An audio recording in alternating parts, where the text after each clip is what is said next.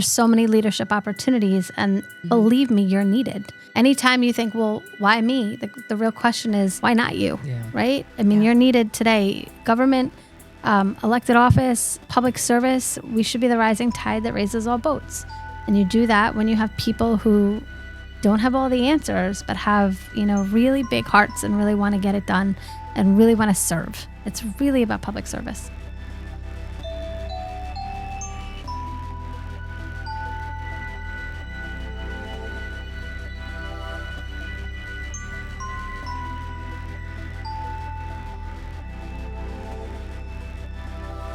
Hello, pod people. Welcome to this week's episode of Why Do People Do That? I'm Stacy. And I'm Heather. And we have a guest here today. We have Rebecca Sanin, who is a Suffolk County Legislator. Rebecca, if you can just take a moment and tell our guest who you are. Absolutely. It's great to be here. So thank you for having me. Yep. So I am a legislator in the 16th District in Suffolk County, which encompasses a bunch of Huntington and the northwest portion of Brentwood. And I get to go to work every day and work on improving people's lives. And that's what I love about this position. Amazing. That sounds awesome. Yeah. We're definitely going to talk more about it and get a little bit more in depth about what you do. I think it's important for people to know and understand local positions. And, everyone's so, I think hyper-focused on the president. Yes. And especially these days. And, the Congress and the Senate. And there's so many other wonderful people that show up for local community that know more about what is happening in our everyday lives and what affects us, really every day, for real, like real effect on our lives. And knowing who you are and what you do and, in what ways we can communicate our needs to you and utilize your office is, I think, so important. And this really goes for any community. I know not everybody that's watching this is necessarily from Long Island or from Suffolk County. So know that whatever you're hearing from Rebecca isn't really just about, us or local to us. You can find your local legislators wherever you are. That being said, what we'd like to talk about today is we came up with a cute little topic here, the cute little title, Unity in the Community or Unity in the Polarized Community. I don't know, where you're all from, but I know that here at home on Long Island, and I think across the country, depending on where you are, I think some places more than other, we're seeing an enormous amount of divide. Absolutely. We're seeing Unless you live under a rock. Unless you live under a rock. Very, very divided. Absolutely. Yes. So I think maybe a good place to start is to talk about what are we talking about? What is divide? What does that look like? And what we'd really like to be able to offer to all of you today is really just some guidance, some low-hanging fruit. What are some steps you could take and things that you can do to garner a better understanding of what's happening for you? And what are some things that you can do to feel a little bit less helpless or hopeless when there's so much going on politically and you're feeling maybe a little bit alone or divided because your neighbors or your family or your friends or your coworkers might not be on the same page. Absolutely. And it's become a little bit more hostile or volatile these days than it used to be. Absolutely. When you're not on the same page, in terms of policy and politics or, even just who you're voting for or what you want for your community. So let me start by saying that our local government is really where problems are solved that impact your quality of life. So when we think about what happens in the national sphere, those are larger policy issues. But when you're talking about, making sure that your parks are safe and making sure that your roads are properly paved, when you talk about making sure that your neighbors have access to food and access to healthcare, when you talk about solving the real complex challenges of whether it's suburban poverty or whether it's just simply working together as a region, those are all local decisions. And so it's really important for folks to know that their local government, whether it's your town, your village, or your county government, play a powerful role in impacting your quality of life. But what's happening today, because of the incredible division that we're seeing nationally, it trickles down. Mm-hmm. And so we see a lot of folks that should be able to sit at the table as grown-ups and have conversations and make decisions. and understand that consensus really is where good decisions get made when we hear each other and we learn from each other. It's not happening the way that it should. And local government really needs to be, and I tell people all the time, we're the last line of defense. And so as things are happening in the national, sphere that trickle down at the local level, we're there to, stand up for our neighbors when they are being wrongfully treated, when policies are damaging to them. Mm-hmm. We're there to make local laws that protect them. Mm-hmm. And we're there to really advocate with our state and our federal government about the issues that we're seeing and how it's impacting our neighbors. And that is really the responsibility of government. One of the things that I tell people all the time when they feel frustrated is you have every right to hold your elected officials accountable. Mm-hmm. This is really not about politics. It's about public service. And anybody who runs for office should be doing it to represent you and to make sure that we're lifting up the issues that you care about and solving the challenges that are impacting your family and your neighbors and the community around you at large. And so that's really the opportunity in government. It's the opportunity in public service. I get to go to work every day and ask myself, how can I make people's lives better? And, how can I make sure my neighbors can live their very best lives, even in this tumultuous environment? How can we create in the middle of the storm? How can we create the calm in the storm? And a lot of that right now, I think, is about giving people a sense of agency, because what we're seeing in local government, and certainly what I'm seeing from my constituents, is that a lot of people are experiencing anticipatory grief. So they're looking at what's happening in the world and they think their country and the values and their life as they know it is dying. And so they're going straight into mourning and being sad. And what that does is it makes people tune out instead of tune in. And this is the time where the call to action really has to be to tune in. Take care of yourself. Don't turn on the news if the news is going to overwhelm you, but tune in, read the news, find other ways to get your information, but tune in and be there for your neighbors and listen and participate in the process. Because in local elections, very small percentage of people actually come out and vote, even though it is the positions that have the biggest impact on the way you live and your quality of life. I think that, sorry. Go ahead. No, I think that's a really good point, though. I mean, I wouldn't necessarily expect my state legislator or even the county legislator to know what's going on in my town. But it's, the much more local that are going to have a pulse on the issues in my community, in the town next to me, and be able to kind of advocate for things that are going to impact on, me directly. And I think similar to how social workers have such an incredible intimacy with your clients. And so you hear the deepest pain that people feel and how that really creates patterns. You see patterns in clients over time. As legislators, it's incredible how we see some of the same things. And so prior to being a legislator, I was the CEO of a health and human services agency. And so I dealt with all the really challenging social issues across Long Island. When I became a legislator, one of the things that surprised me was how much of that comes to my office. And so I get calls all the time from seniors who, a spouse just got diagnosed with Alzheimer's and they don't know what to do. A mom whose child isn't coming out of the room and she's not sure what to do. Folks who call with unilateral issues like, I'm having trouble finding affordable housing. And then you talk to them and you hear the complexity of what their real challenges are. And you need to help navigate them through the web of services here in our region. And so it's a real opportunity to listen to your neighbors and to really understand what the most challenging issues are, and then to pull back and say, from a policy perspective, how can we address those issues?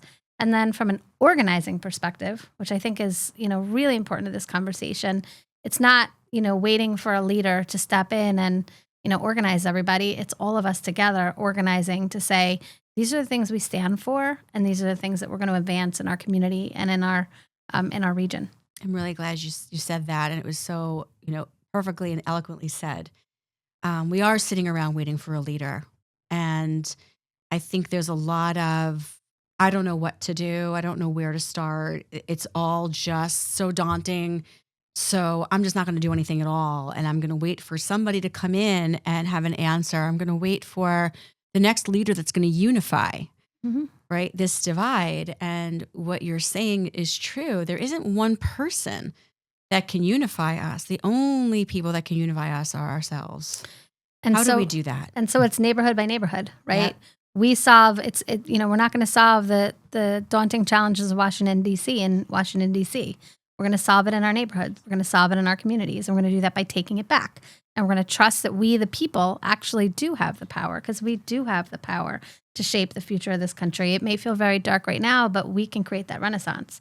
Mm-hmm. And so what that means is first reaching out to your neighbors and knowing who they are, getting to know who your neighbors are just physically around your home and reaching out to them. Regardless of who they voted for. Regardless of who they voted for, and listening to them, hearing the things that are concerning to them, and bringing them into your home for coffee, talking to them about the things that matter. Finding your list. I tell people all the time, your vote is the most powerful form that you have of utilizing your voice in November. Mm-hmm. And so it's not just about me making sure that I get to vote. It's making sure that everyone of my family votes. It's making sure that I'm bringing 10 or 20 people with me to make sure that they voted. It's starting to create lists and saying, okay, these are the folks that I know really care about our community. I want to make sure that they're activated, so that it's not only showing up for rallies, which is really important. It's really important to own the narrative right now and to be comfortable standing up for what you believe in, because a lot of people feel silenced. And when they see other people speak up, it gives them permission to speak up. Mm-hmm. And that's so important psychologically to the well-being of our communities. But it's also making sure that those behaviors translate into voting behaviors in November. And that at the ballot box, we really set a strong standard of what the expectations are. Yeah, I think they have to feel like it matters. It makes the difference, that there's a point to going and voting. I think a lot of what I hear is that it's pointless. What's the point? In my neighborhood, it always goes blue, or it always goes red, or it always goes this, or it always goes that. So my vote doesn't count. I hear that a lot. And I think the reality is it doesn't have to be so divided. It doesn't have to continue to be this way. Because if we look at a certain community in terms of, these lines that are drawn and say this county is always this color and that county is always that color, we always go this way or that way, then we're never giving ourselves a chance to step outside of potentially a leadership in an area that may be toxic to that area. Mm-hmm. Right? Absolutely. And it's also, been shown time and time again, one party rule is actually not so great. We do better. Like, the lesson that we learned in COVID is we all do better when we all do better. Like, when every corner of our community is thriving, it has a huge impact on the whole. And when there's one party rule, we're not focused on listening anymore. And we're not focused on hearing the contrast to our ideas. And that's very important to me. I seek out that contrast. I don't want to talk to an echo chamber, which, by the way, has been a mistake politically that we've seen, certainly in the last election, right? Explain what you mean by that in case people listening don't understand. Democrats or Republicans need to speak to people that are different than them. Yes. And they need to learn how to speak to them. It's important to go knock on I'm a Democrat. It's important for me to knock on Republican doors and say, talk to me about what matters to you. Talk to me about what's in your heart. Talk to me about, what you talk around your kitchen table about, so that I can understand where the differences are and where the similarities are, because consensus building, I truly believe we all want the same things at bottom. And maybe that's my optimism, but it's truly my belief. I agree. We all want. I think that's a conversation we've had before. It's, find the commonality, find, something you do feel the same way about.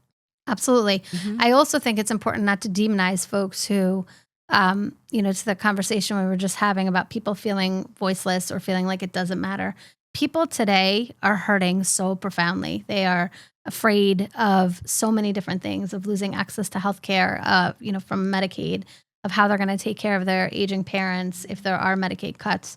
They're afraid of Social Security disappearing. ICE knocking on their door and taking them away. ICE knocking on their door. I talk to parents all the time that are creating guardianship plans with the school in case their children come home and they're not there. I mean, can you imagine? That's unconscionable to think through, right? And so there's so many different issues that are making it challenging for so many members of our community. Economic issues being front and center. I mean, we talk about the cost of eggs so much. It's a little... It's talked about so often, but the truth is it is so much harder for a family to get groceries. We see there were about 221,000 people who were using our food pantries on Long Island, just a year or two ago. And now that number's up about 30%. Wow. There are about 65,000 children on Long Island that go to bed every night not knowing where their next meal is going to come from. And hunger is a form of trauma. Yep. And so, when you don't know where your next meal is going to come from, that is truly a traumatic experience. And so we have to remember that folks who aren't stepping up and folks who aren't standing up, sometimes they are just in tremendous pain and feeling paralyzed by the fear of all the things that are happening around them. And I know as social workers, you see that all the time in your practices. And so that's why it's so important for social workers, for teachers, for folks who are not, political, to make it known, what they stand for and to advocate from policy perspective, to take what's learned in those intimate conversations and advance it to policy and I will say it to both of you, to run for office, right? Because women are super underrepresented. But more importantly, we need more folks in office who have a diverse set of experiences and that can really help to shape conversation and change the narrative. Yeah, well said. Thank you. Well said. I think that, there's so many things you said that I have questions about. So ask away. Yeah. So I think kind of where I want to go is just a lot of what's coming up and what you're saying is that there's an enormous amount of trauma in the experience that our community has had over the years coming from so many different places, right? Yeah. So like you mentioned, there is trauma coming from the economic crisis. There's trauma coming from not having food to eat and worrying where the next meal is coming from and how much groceries are. Just thinking about, a family or a parent or a single mother worrying about, how is she going to buy eggs, right? It is one thing, and it is traumatizing. And even for folks who are financially in a good place as they're watching their 401ks disappear and trying to imagine retirement. Losing money in the stock market, all of it. Even somebody who is well off, who's worrying right now, am I still going to have a job because of AI? Right. There's so many things that are coming at us that are scary. I think there's an enormous amount of fear and fear propaganda being thrown at us from both sides. Yep. There's a lot of this could happen, that could happen, this bill could mean this, that bill could mean that. And I think that people are terrified and feeling really hopeless and helpless. And I think that fear is really a big part of what's driving the polarization. I think that what you've got potentially is two family members, two coworkers, two siblings, two neighbors who are throwing so much hate at each other because they're so hypervigilant over the fear of what it's going to mean for them that these policies are being passed. And so they're so angry at the other side for voting for this person or voting for that person, or how dare you vote for this person? They're going to give all of the Social Security money to the immigrants, or how dare you vote for that person? They don't care about women's reproductive rights, right? And we're all gonna die, right? There's so much fear, and so we are throwing this at each other because we are really internalizing so much, I think, helplessness, and we are projecting so much anger. Yeah, anger generally at the bottom of anger is fear, right? We know this, and that's really true. What I think is different about this moment in history is when you look at things like September 11th, or when you look at COVID-19, that was a shared collective trauma that we all experienced. We might have experienced it differently, but it was something that we shared as a nation. Yep. What's happening today is there's, assaults on people's way of life that are happening here and here and here and here. And it's not yet collective in the way that those experiences were. I think as the economic challenges continue to expand, which I expect them to, you're going to see more of that collective nature of trauma. But that, I think, is a challenge. And what is happening right now is that people have learned helplessness because they can't keep track of what's happening. It's happening here. It's happening here. And, there's days that it happens for me where, I get home and I haven't had a chance to tune into the news because I've been busy all day. And then I find out about something catastrophic that's going to have a huge impact on my constituents. It's going to destabilize parts of my community. That's going to, underfund the human service agencies that are providing certain vital services. The opioid crisis, for example, that, we've made progress on. But as we see cuts to certain agencies, those challenges become even bigger for families. And so, it's a lot of learned helplessness. It's a lot of fear, but it's really important in moments of fear to re-anchor ourselves back to that sense of agency. And the truth is, in this country, in the history of our country, it's always we the people. It's we the people that have the power. And when we join together and when we are able to sort of step forward and connect to somebody, this is why I tell people, you don't have to join a political committee just go talk to your neighbor across the street and have a conversation and start to bridge that divide. Yeah. The challenges get solved neighborhood by neighborhood. That's the only way it's going to happen. And I think that's a really good point too. Like, it all seems so overwhelming and so global and so big, but to break it down to something like you said, like just go have coffee with a neighbor, just go talk to your neighbor and solving the small things kind of gets bigger and bigger. And the truth is that you have so much more power than you realize. And I always tell people that, I watch so often in the legislative process, when a group of people come out and make their voices heard, people have to listen. Your elected officials have to listen. And so to remember that power really does rest with the collective nature of community, and community has the power to shift the future. We're not passive recipients of what happens to us. We are able to be powerful shapers of what happens, not just for us, but for future generations. I think what has to shift here, though, is I think when we talk about polarization, right, we talk about, part of that is cognitive dissonance, right? So when we talk about cognitive dissonance, we're talking about, this feeling of, I fought for so long and I fought so hard for this issue. That now that I might be seeing evidence of something different, or I might be feeling something different, or, I thought one thing, but now I think another thing. I'm just going to say it. I'm not going to beat around the bush. I'm just going to say it. For example, let's say somebody voted for Donald Trump and they expected that was going to bring certain things. And now they're seeing maybe it's not. Maybe it's bringing something different. Cognitive dissonance for that person is going to make it very difficult for them to say, maybe I was wrong about this candidate.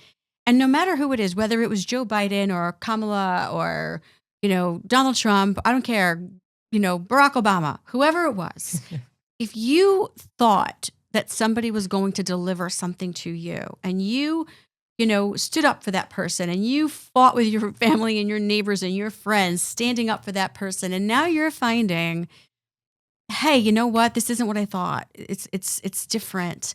It's okay to say I made a mistake, but us on the other side, we have to be graceful about it.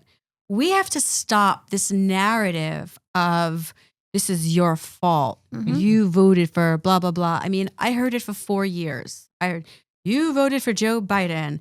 Everything that's happening is your fault. You voted for, I'm not really sure what they were talking about because I really think things were okay for the most part, but that's just me. But I heard that. I had that thrown at me by people all the time. This is what you wanted. You voted. We cannot do that. We cannot say to our neighbors and our coworkers and our family members and our friends, you voted for this. This is your fault. We have to open up the possibility of unity by saying, I don't care whether or not you voted for this person. What are we going to do now? So I think, come together. Absolutely. So I started talking about anticipatory grief for folks who are, horrified by what is happening in this country. There's another piece of that, which is the folks who voted for what is happening right now, who are not getting some of the things that they thought would happen for their family, and they're grieving too. Yeah. And there is nothing more painful than putting your faith in a human being and in a leader. It doesn't have to be a political leader. It could be any kind of leader. Yep. Believing in somebody and believing that they're going to take care of you and then be let down. It is very, very painful. So it's important to have empathy. I think empathy should be a credential when you run for elected office. I wish that was the case. It's not. It's not, but we need to, this is why I say to, run for office, right? We need empathic people. Social workers in leadership for positions. But we need empathic people in leadership positions. But when you talk about cognitive dissonance, I'll give you an example of my own experience with that. So I've always been very supportive of loan forgiveness for college students who engage in public service, and was really excited about it. And I had some folks who were very, very against loan forgiveness. And I thought, how, sinister can you be that you want a young person to be saddled with incredible loans when there's this opportunity? And one day I sat down and I asked somebody to explain it to me. So you have to help me understand how in the world you can have the position you have, because I can't come up with a way that somebody could think this way. Yep. The response to me was, Rebecca, do you understand how many people made the decision not to go to college because they couldn't take those loans? And the person said to me, I'm one of them. I desperately wanted to go to college, but I didn't take on the financial responsibility because I knew I couldn't do it. Mm-hmm. And then to see folks who did it and then are getting their loans forgiven, if I had known that that could be a possibility in my life, my whole trajectory would be different. Now, does that mean that I feel that the loan forgiveness policy should change? Absolutely not. But it certainly made me empathic to what the experience was of people who had a different perspective. Right. I mean, that's beautiful. Thank you for sharing that. It's a perfect example, really. Right. Understanding someone's position, even if you don't agree. I think that we've completely lost sight of that. And I know I like to blame social media for everything. In fact, that comes up here a lot. But I definitely think social media is a big part of why people have become so intolerant of other positions, because they're only seeing a comment. They're seeing a small headline of someone's thoughts and someone's experience without further explanation. Mm-hmm. If you're actually having a conversation with somebody, Yep. right, then you can ask why, explain that to me, tell me about that. But when you're having an argument on a Facebook post, somebody makes a comment and people are just reactive. They just react. And it's also, when I was growing up, when we were growing up, your parents could give you the world slice by slice. Maybe I knew what was happening in my neighborhood. Maybe the town next to me, that was a stretch. Today, kids, are going on these phones and they're seeing what's happening all over the globe before they're developmentally able to process it. And it's very damaging, quite frankly. Curated snippets that don't tell the whole picture. Right? And sometimes it's AI. Sometimes it's not even real humanity. So we have to get back to, I think, from an educational perspective as well. And I think all elected leaders have this responsibility to lift this up. The idea that I see, your humanity, when I look in your eyes, I can see my humanity. When you look in my eyes, you can see your humanity. It's that being able to see each other again in a real way, in a way that recognizes and embraces and celebrates our shared humanity, no matter how different we are, no matter where we come from. But that recognition that there is something really special about being human and being in this world at this moment in time, and it's a gift. And so, if we can learn how to see that goodness in each other again, and then from an elected official perspective, lift that up in policy. Look at policies that really do make a difference in a way that is, ubiquitous, in a way that serves all folks in need and not just, the select few. Yeah. Just seems so hard and so big. What's hard about it? It seems just overwhelming. Like, the idea that I could make a difference, that my opinion could impact something. But I've seen it happen. I mean, you mentioned the opioid epidemic and, the changes that came along because, a bunch of parents got together and went to Albany and, fought and got insurance laws changed and got, doctors that were writing scripts like arrested and thrown in jail. And like they all came together for this change. So I know that it can happen, but I think it just seems, because there's gigantic things going on federally, it just seems kind of so overwhelming. Well, I think it's recognizing, again, we can go back to taking the world piece by piece. And so, yes, there are some really gigantic things happening. And so we need to work hard to recruit and cultivate candidates that celebrate humanity and that are going to go to Washington, D.C. or go to Albany or go to Hauppauge or go wherever Mineola, and get things done on behalf of their community. But it's recognizing that it's also the small things. So when I go to a school and I read a book, and I talk about, what it is to be a legislator with fourth graders, I can't tell you how many times I've gotten letters back from kids, how many times girls have said, wow, I didn't know I could be, I didn't know I could run for office. I didn't know I could do this. That's It awesome. happens all the time. And so, those are the things that are really powerful. It's the opportunity to mentor other people. It's the opportunity to pour into other people and recognize the privilege that it is to be in whatever leadership role a person is in. And that, quite frankly, even going and checking on your neighbor when it's snowing outside lifts up humanity. It's not always the big things. It's the small incremental progress that I think really shifts and changes the world. And that power and that opportunity, I don't care who's president. I don't care who's, if there was a bigger thing than president. If president of the world, I don't care who that would be. Nobody can take that away from us. That is our birthright, quite frankly, to feel joy, to have an impact, and to be part of a shared and collective humanity. I think we have to just be aware and claim it. We have to know that we have that power. We have to claim that power, right? Because I think that a lot of times, a lot of these, bigger politicians, right, higher up, they, whether knowingly or not, will end up sort of using, right, the people, right, to kind of push their agendas. And you've got, just everyday people that are out there struggling, that are now, like I was saying before, there's all that fear, right? They're afraid.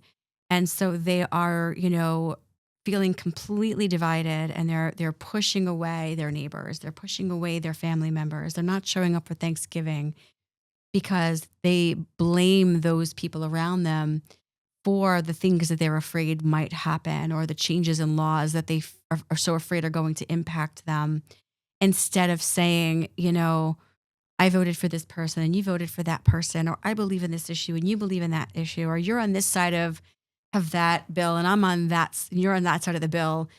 Why? Tell me about it. Explain it to me. Help me understand why that's important to you. And if you can't answer that, if you don't know, right, then that's a good time to do some self-reflection and say, is this really my stance on this? Or is this just the stance I've taken because it's become my identity? I identify with blue, I identify with red, or I identify as MAGA or non-MAGA, or pro-Trump or anti-Trump, or this or that, or progressive or not. Is it really what I believe, or has this just become my identity? So I have to kind of just take in everything that's being fed to me from this side, because the only way we're going to unify, I think, is to start to be individual, to be independent. 100%. And I think it's, again, it's people over politics, right? It's the idea that, most people are not unilateral. Like, the truth is, I talk to people all the time who are, really strong Republicans, but pro-choice, right? Or people who are, super liberal, but fiscally conservative. People are not just one way. Like, most of us have lots of a breadth of experiences that have informed who we become. And those experiences help to guide us. And this idea that you have to hold on to one identity or another, and that's it, is really, it puts the blinders on to truth. Because truth is, we're a lot more alike than we are different. And there's a lot more that we share. And there's a lot of the same values and goals that we have. We might have completely different ideas about how we get there, but that's okay. Those are the conversations that we can have when we come to the middle. We do have to stand very strongly opposed to certain things. And I always say this to folks, when I see hate, whether it's, in the form of misogyny, racism, whether it's in the form of, there's so many different forms of hate. Whenever I see it, I stand against it, right? But I always talk about not just what I stand against, but what I stand for. And I think that's one of the challenges I see sometimes in the movements that we see today. It's not just about resisting. Like, we can't just resist what we don't want. We have to build momentum towards what we do want. We have to build vision.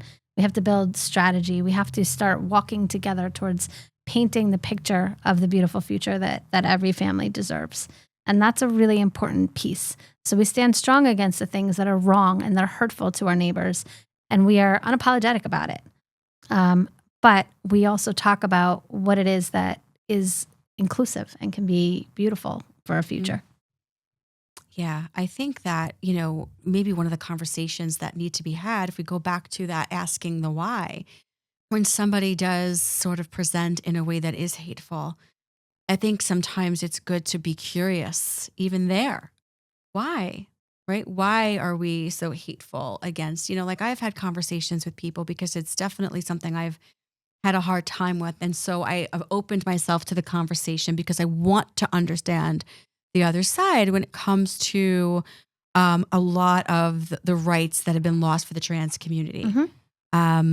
And it's not really something that needs to be a black or white thing either, right? But I have definitely had conversations with people, right, to say, what is so, hard about, seeing a pronoun in an email? What is so hard about the idea that you might be in the bathroom with a trans person? What is so hard about, allowing somebody to make the choice of having, gender affirming care or having a sex change operation, or, being a man but dressing like a woman and going out in public that way? What is so hard about it? I want to understand it because, right now my heart hurts for that community because I can only imagine how they're feeling right now, because it's sort of, they're in this place where they've sort of lost the right to exist. And so instead of looking at the people who are totally against them having their rights,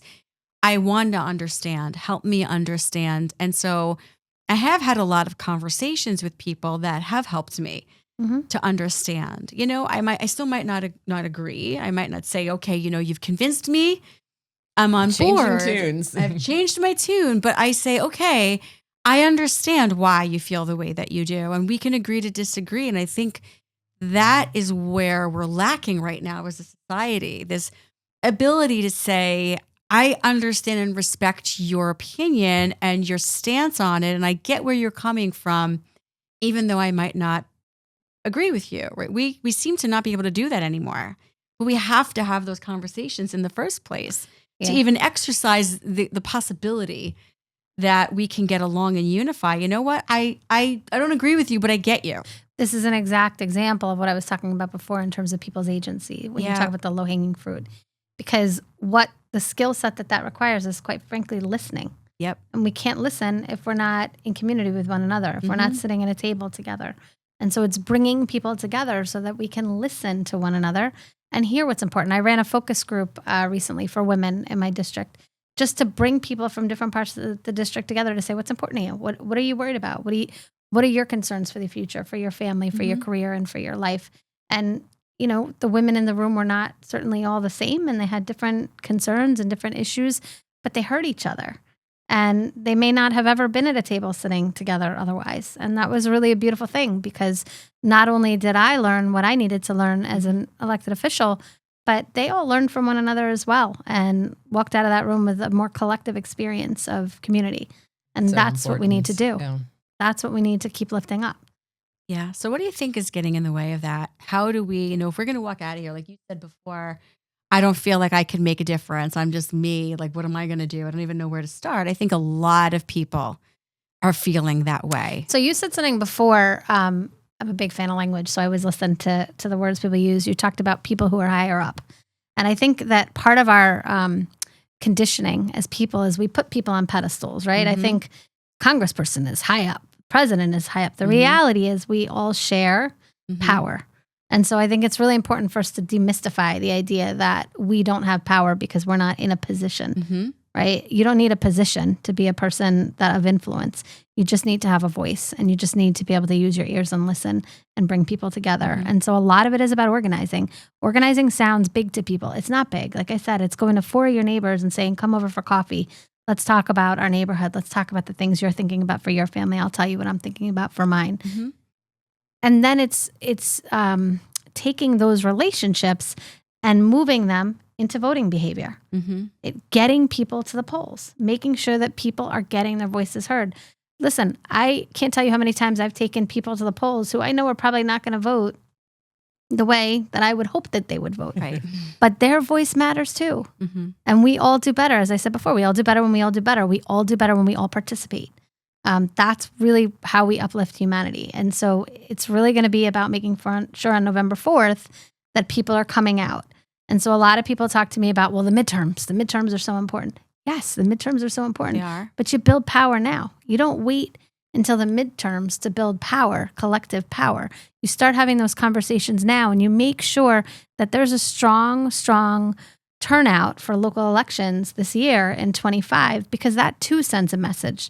So if I'm a congressperson sitting in Washington, D.C., and I look and I see that the landscape that I represent has changed from red to purple, or red to blue, or blue to red, or blue to purple, I have to think differently about my votes right now before the midterms. That's a really good point. And so there's power in your local elections and impacting nationally, but there's a lot of power in your local elections in terms of impacting locally. And the things that you care the most about, I could say this 100% to anyone I speak to, is usually a local issue. That the things that are impacting you on the day-to-day basis are local issues. That's so important. Like what I'm thinking right now, but what you said was, for example, if, somebody in a district right now, for example, where there's a Republican congressman Yep.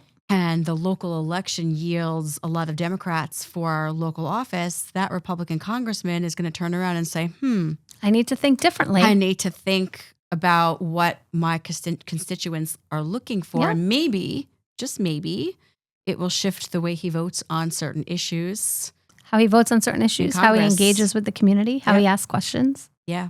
I mean, the power truly is in the people. And so I understand everybody is overwhelmed these days, and life is not easy right now. And it is, for many, many, many people, a dark time. You talked about, people feeling invisible, or like they don't have the right to exist. There's so many groups that are feeling that in different ways right now. And I think it's really important to remind people that actually the power is in us, and it's in, leaving this podcast and saying, I'm going to reach out to 3 friends and I'm going to talk to them about what's important to them. And I'm going to make a plan with them that we're going to remind each other on November 3rd to have a voting plan for November 4th. And we're going to each find 5 more people that we're going to do that with. And then you start to create incremental progress and you make a real change. Yeah. Yeah. I think that's a good step. I think something you said earlier also, which is important for people to know, is that they can call their local legislators. I mean, people are calling you for things I never in a million years would have thought. That's what you were saying. The things you were saying before, I was like, in a million years, I would never even think to call my legislator. And the interesting thing is, so on the human service issues, by the time they call me, they have been through it. And gotten so the run around from all of the systems. 100%. And so what I always say to my staff, and what I always say to anybody, whether it's myself or my staff answering the phone, it's not just about working on solving their problem. It's changing the relationship between them and the concept that they deserve support and that they deserve help. It's changing the relationship between them and themselves so that they can feel empowered again. And it's so important to me that even when we can't fix something exactly the way somebody wants it to be fixed, that they know that they're heard, that they're cared about, that there's follow-up, that in 3 months we're calling you again to make sure we know how things are going for you with the issue that we solved. And do you have any other issues that you need help with? It's that access, it's that availability, and it's what people should expect from their government, quite frankly.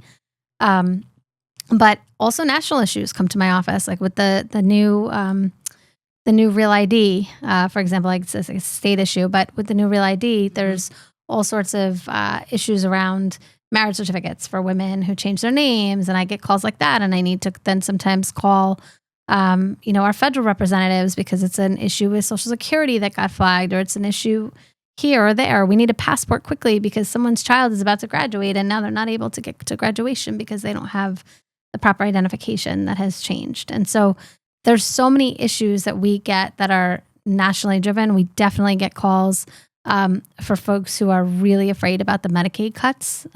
There's a lot of fear about that right now.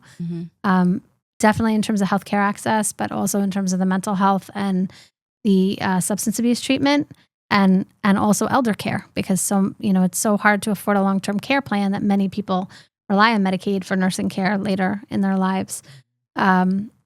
We get calls in our office about things like speeding tickets and, road problems and things like that. But a lot of the calls we get are much more substantial. Are they calling to let you know something happened, or are they asking for help?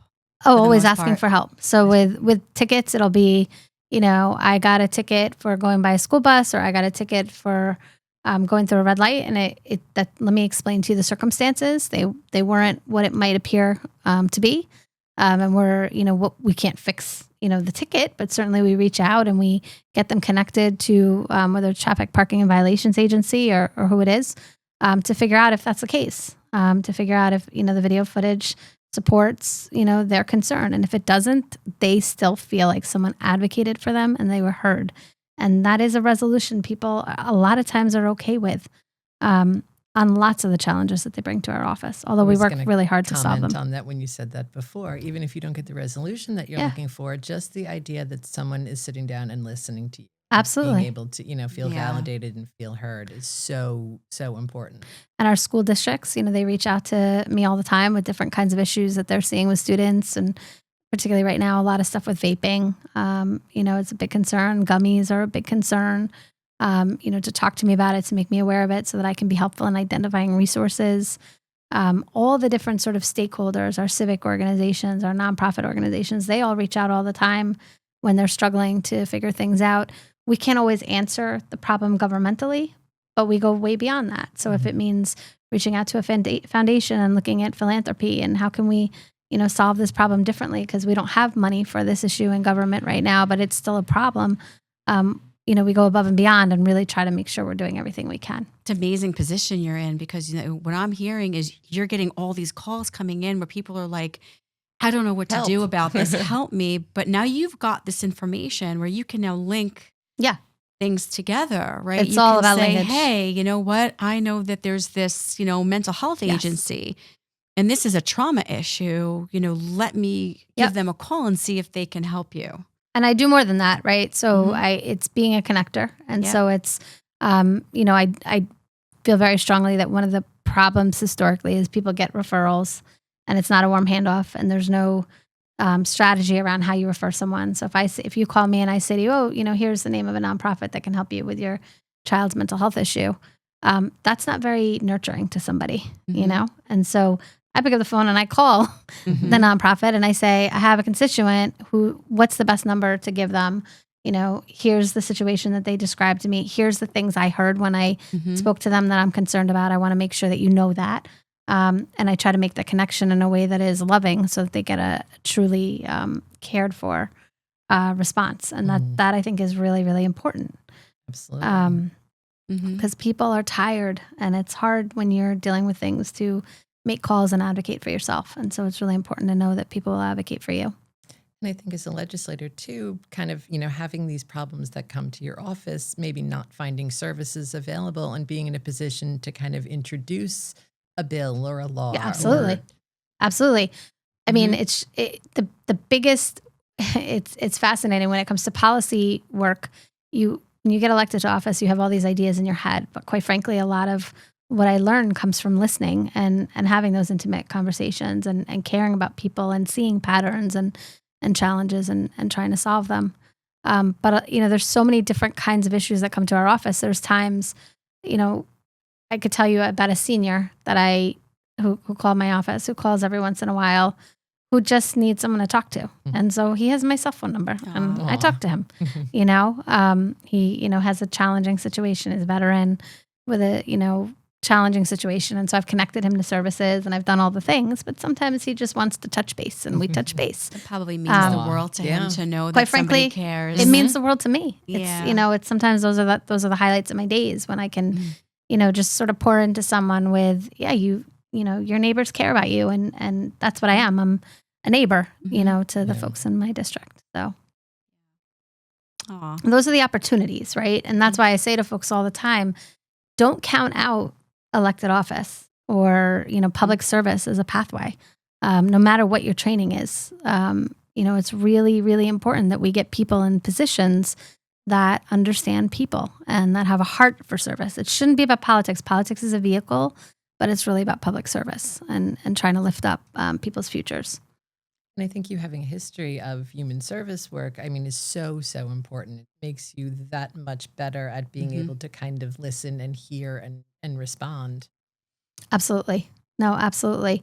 And everybody who's on the legislature has a different sort of set of expertise. I have a colleague, for example, who's, got tremendous environmental expertise. And so when an issue comes before us around water quality, he's often my first phone call. Help me understand something I might not understand about this sewer upgrade to the system that, I didn't study in school. It's important to know what you know and know what you don't know. 100%. And surround yourself with smart people who know things. Who to call. Yep. Every little thing. Yeah. I always say to people that in our entire lives, we should always look for mentors. I believe it so deeply, and I always have mentors. And when one mentor is no longer mentoring me, then I find another mentor when I've used up what I need from that specific person. But we all need mentors, and our younger people need mentors, and we have a responsibility to mentor them. One of the people who work for me in my office, I met knocking doors. She had a really, really long driveway. And I was at the bottom of it looking up, and it was like July. And I was like, if I walk up this driveway and nobody's there, I don't know what I'm going to do. And I knocked on her door, and her mom came out, and we talked, and then she came out, and she just graduated college. And she asked me all sorts of great questions. And I said, do me a favor, take my cell phone number. I want to stay in touch with you. I want to mentor you. I just met her at the door. I mentored her for, about a year. She came to events. We talked about things that mattered to her. And when a position opened up, I invited her to interview, and now she works for me. And, wow, that's awesome. I think that's what we should be doing. Yeah, that's great. Seeking it out to be a mentor, but also to be mentored and to know we're never the smartest person in the room. And there's always things we can learn. And I believe that is important too. Very important. And it's amazing that you are, you really take your position seriously. You call it not politics, public service. And I wish that everybody in office viewed it that way and really worked their position from a place of empathy, which you do clearly.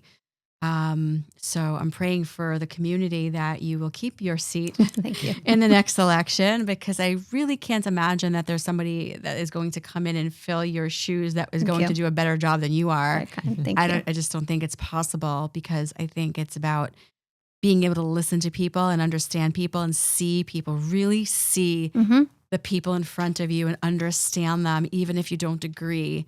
Yep. And not everybody is capable of doing that. But I think if you are not capable of doing that, you probably shouldn't be in this position. Right. It's essential to be able to do that in this position. I deeply believe, as I said before, I one day I'm going to write a book called Empathy is a Superpower. And it's what I believe, right? If you can't put yourself in somebody else's sacred shoes, how can you represent them?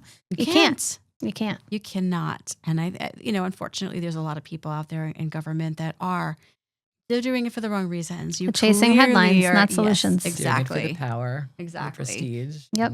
Yeah, Absolutely. narcissism or whatever it may be, but it certainly isn't you. Thankfully. Thank you. I think it's just so amazing that, it's so important for people to know, and people wonder, what can I do? I think just knowing, if you know that, there's an issue that's going on with the people that you serve as a social worker, or with your neighbors, or there's a family that is struggling, or you see an issue coming up over and over, that you can call your local legislator's office and say, hey, are you aware that this is a thing? Are you aware that this is an issue? Because it doesn't have to be the president or Congress 100% that is writing a bill. Absolutely. And so often, as I said, I'm in touch all the time with our federal representatives and our state representatives when there's issues that we see at the local level that require state or federal solutions. But, when you have an advocate at the local level making those phone calls, sometimes it goes even further. Well, it's got to start there. It's got to start there. Yeah, they're not taking that call at the federal level. It's got to kind of build up from. Absolutely. What I would say also is, to your viewers, my personal email is my name, RebeccaSanin@gmail.com. And if there's anyone who's listening who wants to run for office one day, or wants to know how to get more involved, or has questions about how to organize their neighbors, reach out to me, shoot me an email. I'll get back to you. We'll set up a call, and I'm happy to talk to you about it. I think it's so, so important that we lift each other up, and particularly as women, and nurture each other's potential, and try to change the world by recruiting and getting people in office who do care deeply about other people. Yeah, it's great. So being a woman in a leadership position, I know this isn't the topic of our podcast today, but I'm going to ask anyway. Yeah.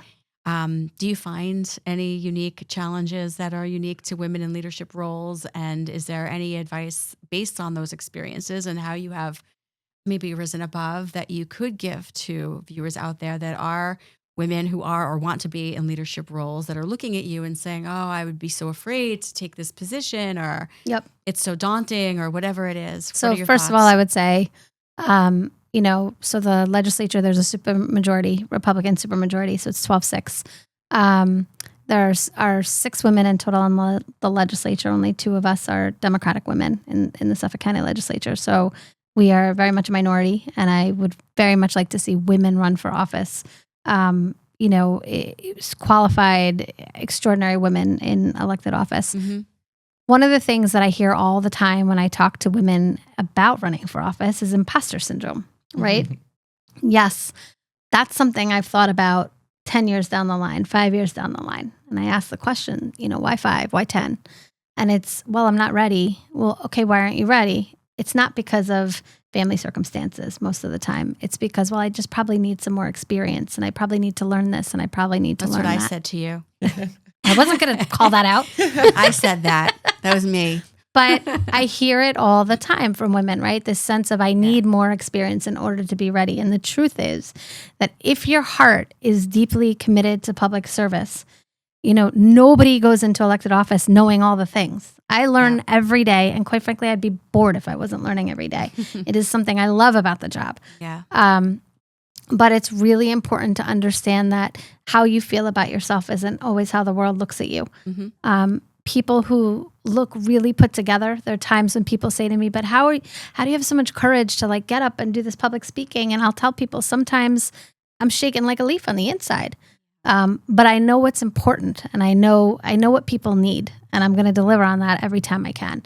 So it's really about stepping out of your comfort zone, finding a tribe of people who are going to talk to you and nurture you and support you. I always have a kitchen cabinet of people that I can ask questions and get support from when I need it. And then just to go for it, just to go for it. And when you are then elected, to ask other women to run. Mm-hmm. To recognize that it's really important to ask the question and to show people that you can see their potential and that you can see the journey ahead of them. And I believe that, and we need, men who are strong allies as well. And that's really important as well. I just think that there's such a gap of women in elected office, certainly here in our region. And that's something that we can all work together to shift. So is this a play to get Stacey to run for something? You run. I would love to see you both run. When people laugh a lot of the times when we have these conversations, I can't tell you how many people I've helped run for school boards and library boards and other positions. It doesn't have to be a political position, but there's so many leadership opportunities, and believe me, you're needed. Anytime you think, well, why me? The real question is, why not you? Yeah. Right? I mean, you're needed today. Government, elected office, public service, we should be the rising tide that raises all boats. And you do that when you have people who don't have all the answers, but have, really big hearts and really want to get it done and really want to serve. It's really about public service. And understand people. And are willing to do the work, to learn the things they don't know.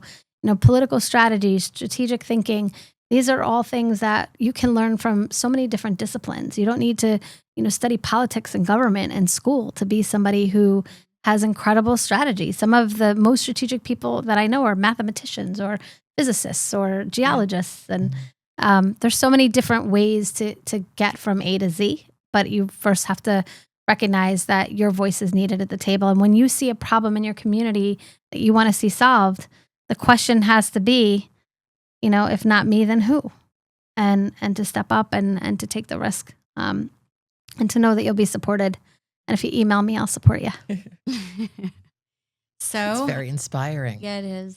So before we wrap up, I'm wondering if there's any last thoughts you want to leave the viewers with, just with regard to, the goals that we had today to try to get done. I think we've done a pretty good job in helping them understand a little bit more what local legislature is about and what you do. Yep.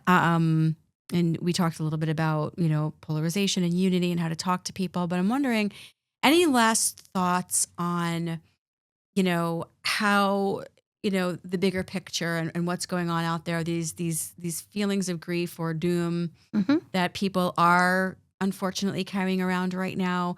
Maybe just one or two things, like a plan, right? What's Absolutely. one thing or two things that they can do that are easy, that are small, just to get the ball rolling so they can walk away from this podcast saying, okay, I got it. I'm going to do this one thing and then take it from there. Yep, absolutely. So first of all, it's nurturing that hope that you have deep inside of you again. It's believing again, very intentionally, very, with tremendous strategic intention, believing that you can have hope again and trusting that there is a reason to have hope again. And that's a very personal decision that each person has to make. It's the same as that concept of, happiness, right? Happiness isn't something you decide when you get somewhere. It's something you bring with you. It's a choice you make. I'm going to go into this circumstance and I'm going to feel joy, even if, things are challenging. Well, hope is very similar. It's really, rejuvenating that hope that's inside of us and recognizing that even in the darkest times, there is light. And that the truth is that light belongs to each one of us. And when we light each other's candles, we create, a much, much brighter light for our communities. And so it doesn't matter how you serve. It doesn't matter if you're a parent who's getting your child ready for school and you go to the bus stop and you find a reason to be kind to your neighbors who are at that bus stop and to talk to them, or whether or not you are a teacher, or whether or not you're a social worker, or whether you're in elected office. It's recognizing that wherever you are right now, you got to grow where you're planted, right? And you got to expand that growth. I often talk to people about, I love the analogy that in the middle of the winter, and it looks like everything is dead, but underneath the ground, extraordinary things are happening to allow for spring. And it might feel right now like everything is dark, but extraordinary things can be happening right now to bloom in the future and to have a much brighter community. And so we can do that together. Talk to your neighbors, engage your friends, find your tribe, start to, support yourself by connecting to other people who pour into you that hope that you need to rekindle. And then make sure that you start to think about November 4th and how you're going to get people to the polls, how you're going to get your family, your neighbors. Just bring one person and bring yourself and you've made a difference, yeah, right? Or bring 10. Bring as many as you can, but show up. Absolutely. Right? And just trust that, again, you are so deeply needed. Yeah. You are on, this planet Earth at this moment in history, and you have a role to play and you have a purpose, and believe in that and recognize that if something is bothering you, it might just be because you're, a person to make change, and believe that. I do. Very helpful. Wow. Beautifully said. Thank you. Yeah. A couple of months ago, maybe 2 months ago, Heather and I did a podcast on gratitude. And one of the things we talked about in the podcast was about this idea of this having a sense of awe. And now having that sense of awe, like not awe, look at the cute puppy, but awe, I can't believe how amazing that is. Yep. And how that brings about this sense of resiliency. And Absolutely. it was something that I had heard a scientist talking about who had written this book called Heartbreak. Florence Williams was her name. And it was just brilliant. And so when I was listening to you talk, that's what I was thinking about, right? And it's really that same concept that, look out at, if you're feeling alone and you're feeling like, oh, I believe so much in this and I need this, and I feel like the people around me aren't on the same page as me. I promise you, there are so many people out there on the same page as you who feel the same thing you're feeling and want the same things you want, even if they're not presenting it the same way that you're presenting it. And if you look out at all of the people that are fighting for the things that you believe in, right? Even when you just look at a picture and you see a sea of people with their signs and they're protesting, or somebody who's standing up in Congress and making a speech talking about and fighting for somebody else, even though it doesn't affect them. If we listen to somebody like you speaking from the heart about taking a phone call, right, from this elderly man who just wants someone to talk to, and taking the time to do that, even though no one's paying you to do that, right? Sure. It's just about seeing how many really beautiful, wonderful, empathic people there are in the world, and having this feeling of awe and saying, I'm so grateful for all of these people out there. And that's what brings us the resiliency that we need to keep going and keep fighting. And when you have that sense of awe and you take that little step and speak up, right? All of a sudden you start to attract other people who have that sense of awe as well, and who connect to you, and who perhaps have felt silence. Perhaps have not felt encouraged. It takes literally one person. When I first got into advocacy, there was a big issue in my community, and I had somebody in our local school district say to me, I need you to come speak on this issue at a school board meeting. What do you want me to get up in front of all those people and speak at a school board meeting? What are you, nuts? And she said, no, you're the right voice. And I said, no. And she said, you're needed right now, Rebecca. Your voice is needed, because she had heard me talk about the issues time and time again. And that really birthed for me like the excitement of advocacy, because when I started doing it and I started to realize wait, I can connect this issue with this other issue in the community, and we can bring people together, and we can actually solve these things, and we can influence these things. And there's nothing more exciting than that when you realize that whatever it is you look at, when you get up in the morning, you open your front door, what you don't like, you can change. Yeah. Nothing is static. And like you said, it starts with using your voice and connecting to other people that have that same opinion and have the same voice. And with that, that grows like a snowball rolling downhill, and it becomes Absolutely. Just like gratitude grows. When you start to notice small things that feel good, and you start to recognize it and own it and name it, all of a sudden, suddenly there's more things that you're noticing that feel good that you start to notice and name. And so it's very similar. But it's the idea that, quite frankly, the strength of positive energy is a very powerful force. And when we choose to harness it, we can, bring people together and convene people who have that same energy and who have that same force, and we can move things forward in a very powerful way. Amazing. Yay. Any last thoughts? No. Before we wrap up? That was awesome. I could keep going. I could talk to you for hours. But I think that, we have to end at some point because our pod people need to go to sleep. But I'm feeling inspired and hopeful and reminded of the importance of local government. Wonderful. That makes me feel so happy to hear. Absolutely. So important. So that's why I think it was important to have you here. And I'm excited to share you with Thank you. our viewers, our pod people. Thank you. Okay. So I guess we'll wrap up then for today. So with that said, pod people, don't forget to subscribe wherever you are watching or listening to our podcast so that you can be reminded of when new episodes come out, because it helps you and it helps us. So YouTube, Spotify, Apple, iHeartRadio. My favorite. Heather's favorite. And that's it. So again, Rebecca Sanin, if you are in Suffolk County, make sure you are voting for her in November. And if you are not, make sure you are paying really good attention to who your legislators are and who you should be voting for in the next election. And most importantly, vote. People, vote. All right. So before we end, Rebecca, is there any way that you want to share with people that they can find you or learn more about you or contact you? Absolutely. So I am on Instagram and I am on Facebook, Legislator Rebecca Sanin, or Suffolk for Sanin if you're looking for my campaign information. And my personal email is rebeccasanin@gmail.com. And I would love to hear from you. I would love to answer your questions. I'd love to support you in your journey to leadership. That's awesome. Don't be afraid to reach out to her. She really is who she presents herself to be. All real stuff. Great person here. Thank you. So ready to wrap up? Yes. Okay. So I'm Stacy. And I'm Heather. And we are Why Do People Do That? We will see you next time. Bye. Bye. Bye. Why Do People Do That is recorded and produced by Press Record Studios.